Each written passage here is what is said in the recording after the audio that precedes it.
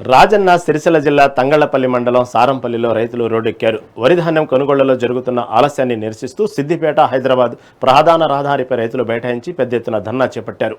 IPM కేంద్రాలకు వడ్లు తీసుకొచ్చి 2 నెలలు గడుస్తున్నా ఇంతవరకు కొనుగోళ్లు పూర్తి చేయలేదని రైతులు తీవ్ర ఆగ్రహం వ్యక్తం చేశారు. రైతుల ఆకస్మిక నిరసనతో ప్రధాన రహదారిపై భారీగా వాహనాలు నిలిచిపోయాయి. రాకపోకలకు తీవ్ర అంతరాయం కలిగింది. సమస్యను వెంటనే పరిష్కరించి తమ ధాన్యాన్ని కొనుగోలు చేయాలని అన్నదాతలు డిమాండ్ చేశారు.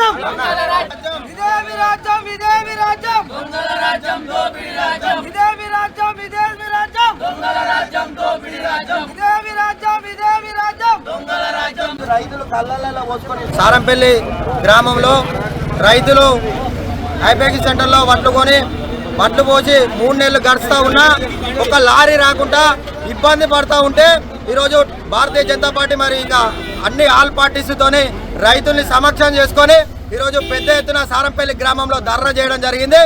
మేము రాష్ట్ర ప్రభుత్వానికి డిమాండ్ చేస్తూ ఉన్నాం.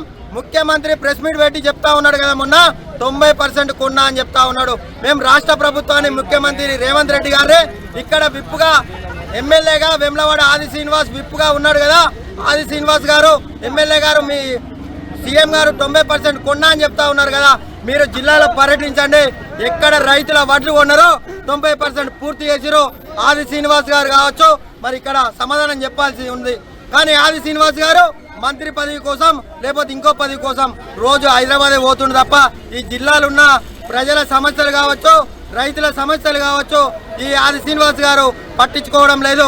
ఇక్కడ ఉన్న జిల్లా కలెక్టర్ గారు, ఇక్కడ మండలంలో ఉన్న సంబంధించిన అధికారి ఎంఆర్ఓ గారు సారంపల్లి గ్రామంలో రైతులు కాంట జోకి 4 రోజులు గడుస్తూ ఉన్నా ఒక లారీ రావడం లేదు.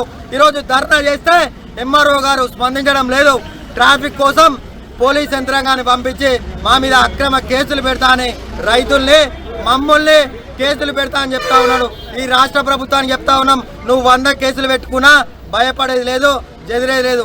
సత్తే ప్రజల కోసమే, బతుకుతే ప్రజల కోసమే అని చెప్పి పార్టీలను డిమాండ్ చేస్తూ ఉన్నాం. సారంపల్లి గత 2 నెలల నుండి వడ్లు కళ్ళలో ఉండి ఐదు గంటల్లో వండుకుంటారు. దాన్ని ఇలాంటి వీళ్ళకు రైతుల దగ్గర కొనడం లేదు. ఏమన్నా అంటే ప్రభుత్వం ఏమంటుంది, 90% మేము చేసినామని చెప్పేసి అని ఎప్పుడు వస్తుంది. మీరు 90% చేసినట్టు కదా, ఊళ్ళో కూడా చూడు రైతులు అడుగురు, మీరు 90% ఎక్కడ కనబడుతుంది, మీరు ఎక్కడ చూకపోయారు. ఓన్లీ మీకనే కొంతమందికే పోతున్నాయి. మీ మీద రైతులందరూ కాదా, వీళ్ళు పండిస్తలే రైతులు కాదా? మీరు ఇప్పుడు వాళ్ళు ఒక అవసరం ఉండి వాళ్ళు బిడ్డ లెక్కన చేసుకుందాం, లేకపోతే ఇంకేమైనా పని చేసుకుందాం, ఏమైనా అవసరం ఉండి అమ్ముకుందాం అన్నా కూడా రైస్ మిల్లులకు పోతేనేమో మాకు ఎంఆర్ఓ సార్ ఇస్తేనే, మాకు కలెక్టర్ సార్ ఇస్తేనే మేము తీసుకుంటాం, లేకపోతే లేదంటారు. మరి వీళ్ళు అటుగాక ఇటు కాకుంటే కొంతమంది ఆత్మహత్య చేసుకున్నారు కూడా, కొంతమంది ఎండనక కూడా ఎండలో ఉండి వడదెబ్బ తాకుంటూ కూడా కొంత చనిపోయి ఉన్నారు. ఇది అంతా మీకు రైతులు ఏడ్చిన రాజ్యం కలకాలం మీకు మంచిది కాదు. ఇక నేను చెప్తున్నా, మీకు రైతు లేని రాజ్యం లేదు.